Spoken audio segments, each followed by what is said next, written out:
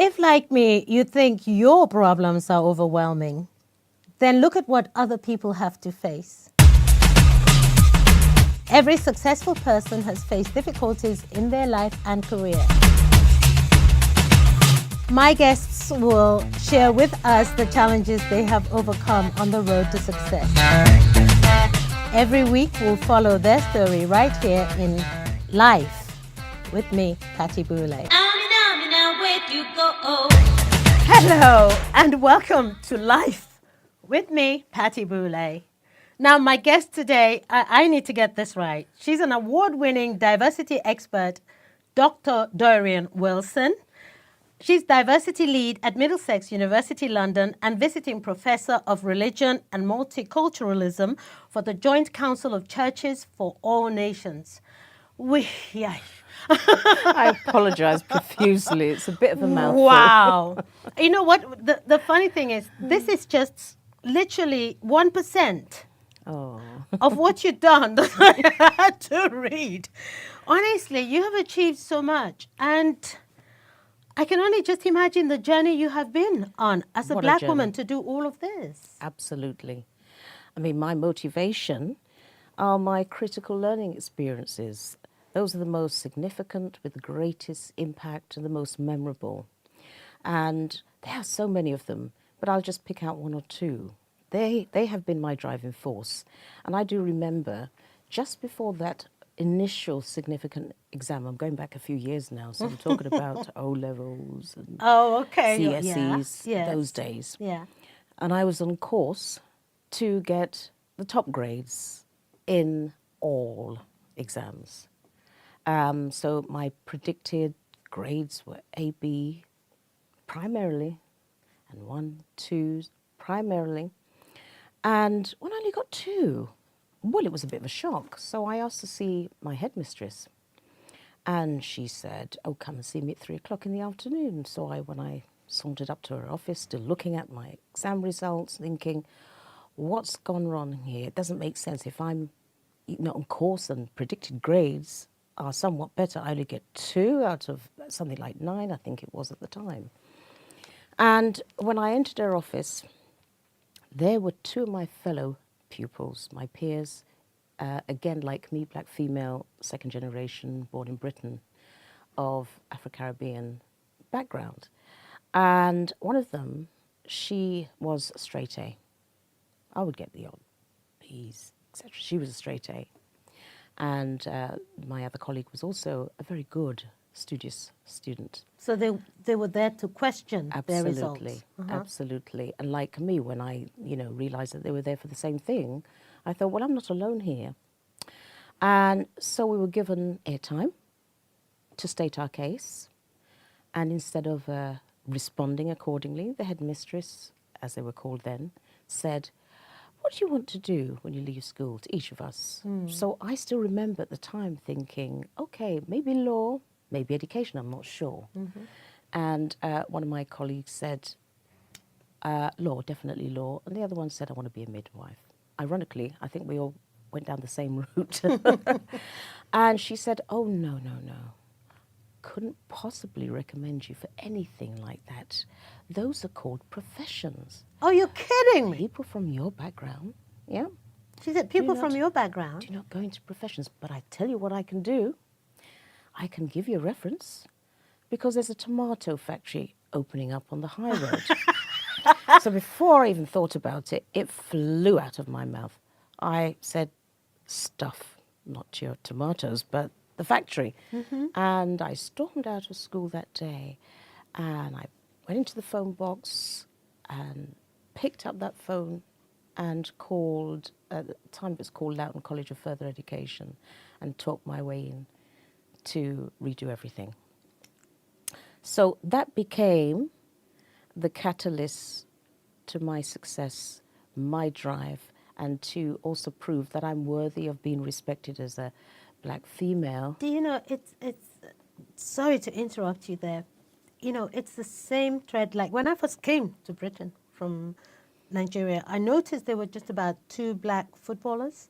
But I learned a big lesson there, is that the more it drives you Yes, it does. Okay, it gives you the push. So that's what was your catalyst for Oh, absolutely. everything, because you are so driven.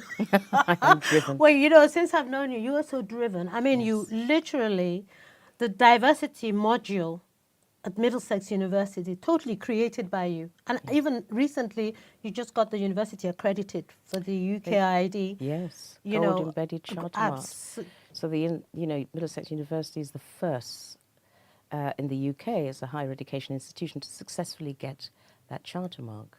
do you So think do you think things have changed, or it's still a struggle, it's still a challenge? things are changing. Mm-hmm. Things are moving in the right direction. Like anything else, you Mm-hmm. know, bottle of champagne, you have to have all the sediment come to the neck, and the Mm-hmm. sediment before you got to get rid of it Yes. before you get the real stuff. So it's a learning curve for everyone. But also, if there is a perception that diversity is a tick box exercise, then that creates a barrier, because it isn't.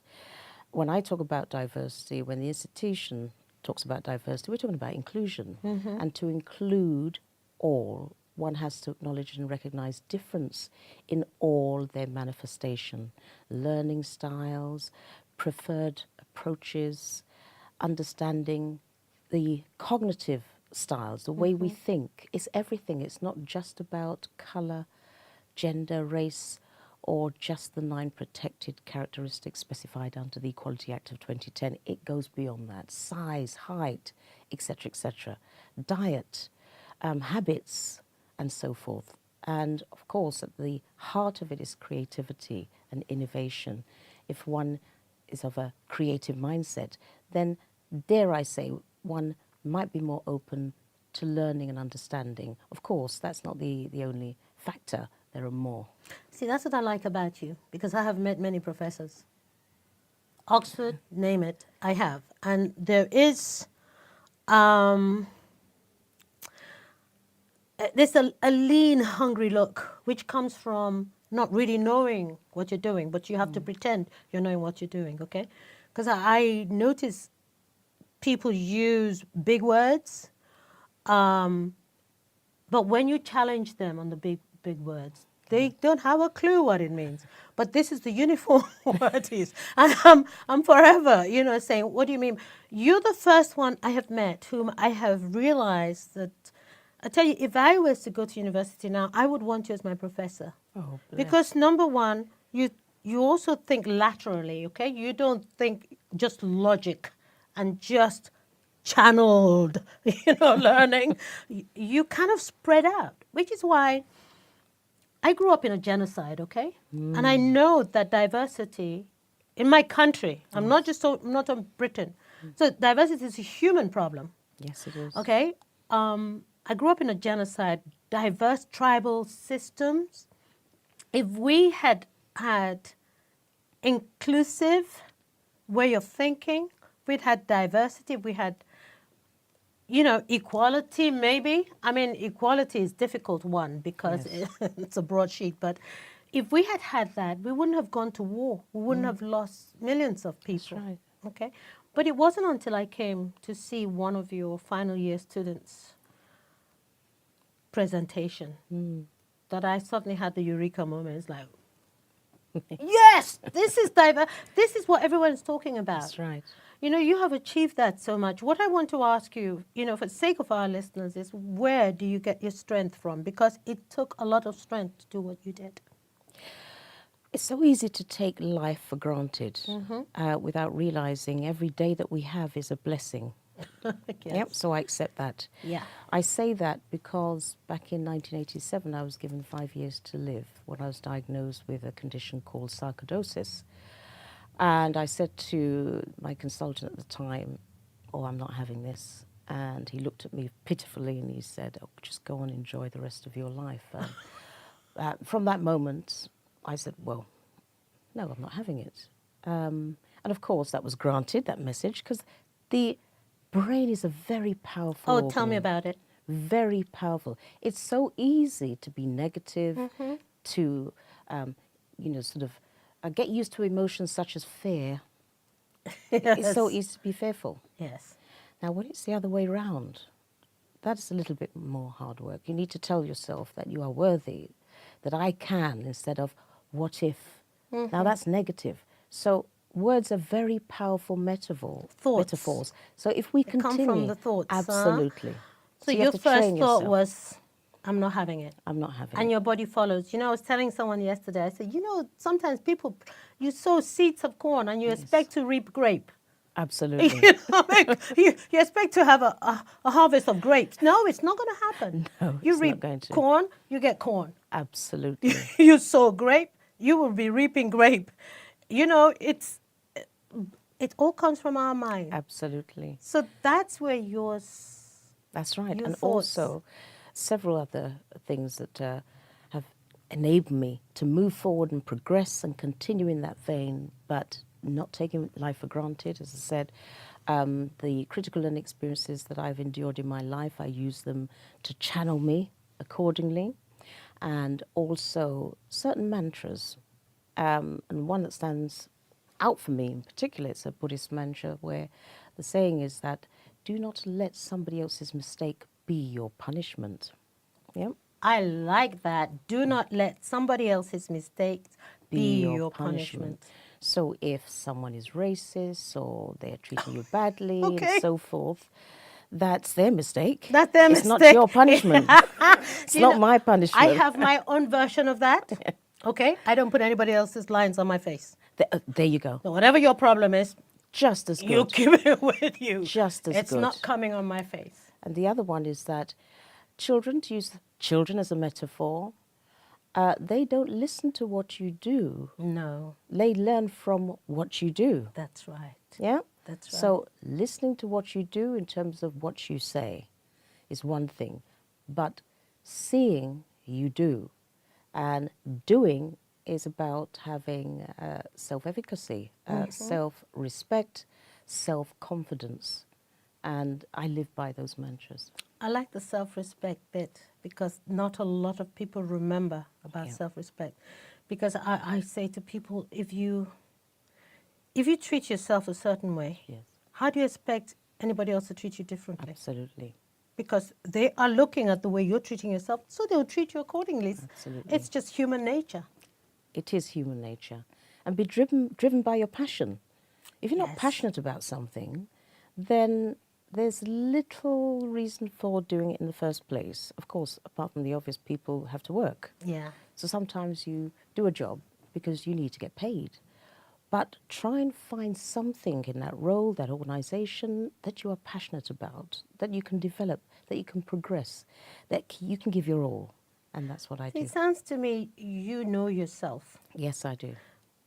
Because most people don't know themselves, because you have to really know yourself before you can deal with the world.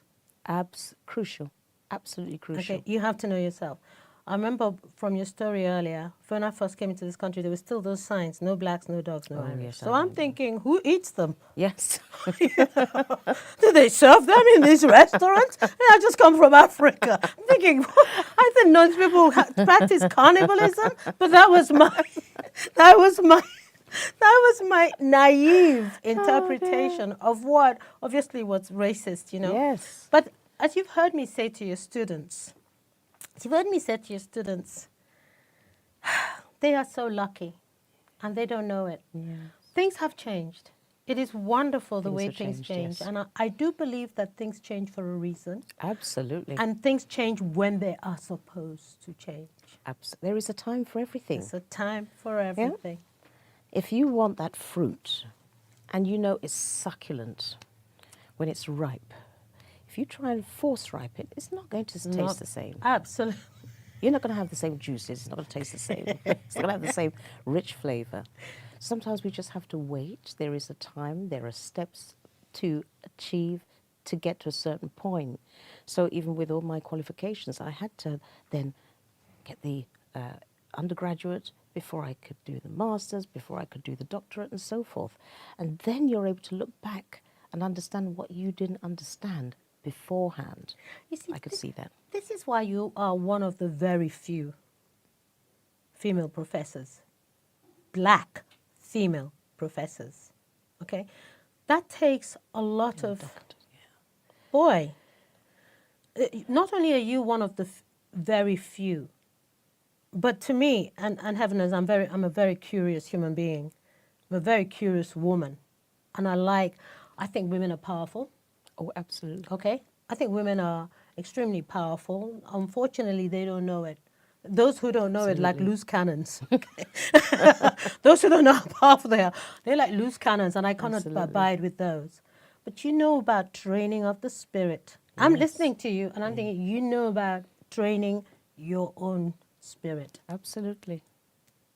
Because you've had to do that, obviously. Must feed the soul Must feed the soul. and I keep like the that. soul topped up, you know, like a battery. Yeah. Yeah. Yes. It has to be fully charged for it to work the mechanism, Indeed. the body. And the other thing is also to be, visiting professor of religion. Yes. Okay, on And top of all the multiculturalism, other things, yes. you do business school, and multiculturalism for the Joint Council of Churches for All Nations. Yes. Yikes. Well, it's not Yes. many times you see an academic who is so into religion. Somehow academics think, I don't know if it's because they think they know it all, therefore there's no God, but you kind of just go in that direction and embrace everything. It completes you, doesn't it? Oh, absolutely. I was raised in faith. And that provided the grounding for me to understand self, to want to seek and understand self. And I see identity is based on some kind of faith. You must have some kind of belief. Got to have Whatever some kind it of belief, is, that's right. you must have belief. Something greater than yourself. Absolutely. And in order to sort of understand your own personal identity in context with that faith, that belief. And I'm not ashamed of that. I respect all faiths. Yeah. I avoid religion because religion is synonymous with faith. Religion is but of it's man. man-made. Yeah. Yeah. So then it's easy to set rules and regulations for the congregation, for the diocese, and so forth. But what's pure is the faith belief. And every faith have shared tenets of love love It's and based on treat love. others how you would expect to be treated Exactly. in all its manifestation. Do you know, That's what we have in common. I was having a conversation with a priest, a very young priest, a Catholic priest, and he was studying the liturgy of the olden days. And I said to him, that was when God was this fearful God, vengeance and everything. But it just takes common sense to know He's a God of love. Sure. The name God means love. Sure. Okay, and therefore, if it is so, Yeah. I want it in abundance. Indeed. I want it, overflowing out of me. I want it Absolutely. oozing out of every bit of me. Absolutely. Because that's what love just conquers everything. And, so. And it's precious. It's precious. It is so precious. It is precious.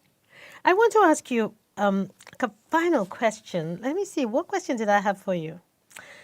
There's so many students that that come through you every year, heaven knows, with your final year graduates, okay? Would you want to be a young person now? It's a very good question. Because if youth is synonymous with lack of experience and understanding, Yes. then no. No. So I can understand how difficult it would be, and is for young people today. We are operating in a VUCA environment, one that's volatile, uncertain, complex, and ambiguous, hence austerity measures, Yes. more for less, and so forth. We're constrained, and it's a universal issue. It is a universal one. Yes. It's VUCA wherever we go. Yes. So when you're young and you're growing and you have to mature, because age is no reflection. That is not the only factor. That doesn't say because you're a certain age, you're 18 or 24, that you're mature. Maturity comes with life experiences. That's right. And you must experience life across the board. You must experience, when I say negative experiences, in terms of if you break your nail, yeah, that might be such a negative experience that you're going to start thinking about, right, I need it repaired because this looks odd, on my hand. Or if you find that you've run out of money, what it teaches you is to budget.